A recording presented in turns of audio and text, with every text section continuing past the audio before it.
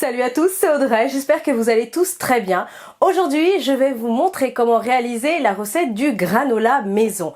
Le granola, ça n'a rien à voir avec le gâteau que vous devez connaître, le petit gâteau gourmand pour 4 heures. Non, là, ça serait plutôt du muesli en fin de compte. C'est simple à faire, c'est délicieux et c'est surtout très léger et très sain. Vous pouvez le manger au petit déjeuner ou si vous avez un petit creux à 10 heures ou même à 4 heures, c'est vraiment le petit encas parfait.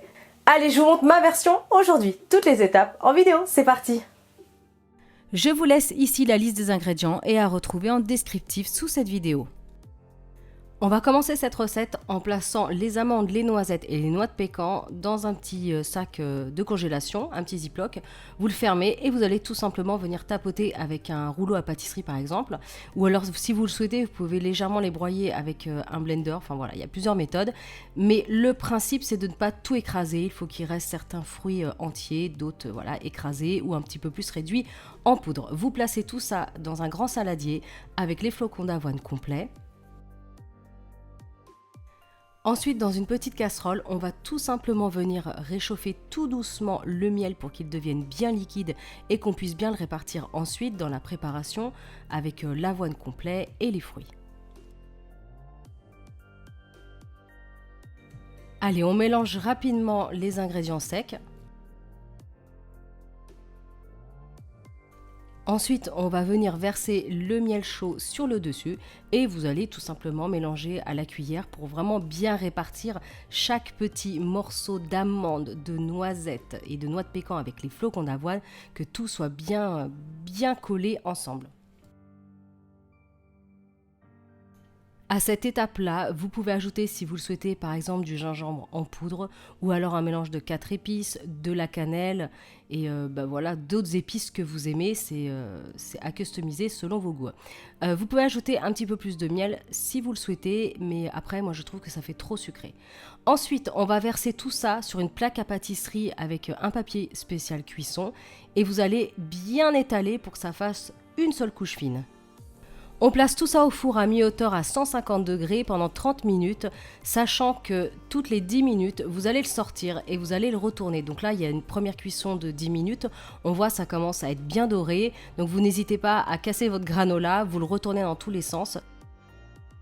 Et vous faites cette opération 3 fois et au bout de 30 minutes, vous allez voir que le résultat, tout est bien doré et l'amande, la noix de pécan, les noisettes, tout est bien torréfié. C'est vraiment parfait, c'est croustillant.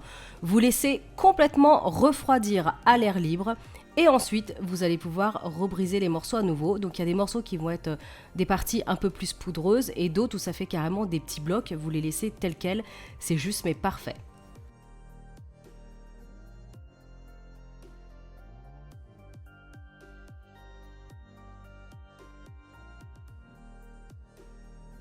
Pour servir, moi j'avais mis un yaourt à l'amande, mais vous pouvez utiliser n'importe quel yaourt, celui que vous aimez, et vous mettez une petite portion de granola. Vous pouvez manger ça le matin à 4 heures en encas ou même à 10 heures si vous avez un petit creux. C'est très simple et c'est délicieux.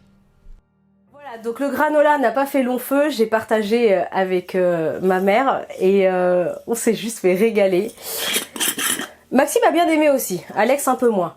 Donc, vous pouvez le conserver facilement dans des pots en verre ou une boîte hermétique. Ça se conserve facilement au moins 3 semaines, mais c'est vrai que ça n'a jamais duré autant de temps.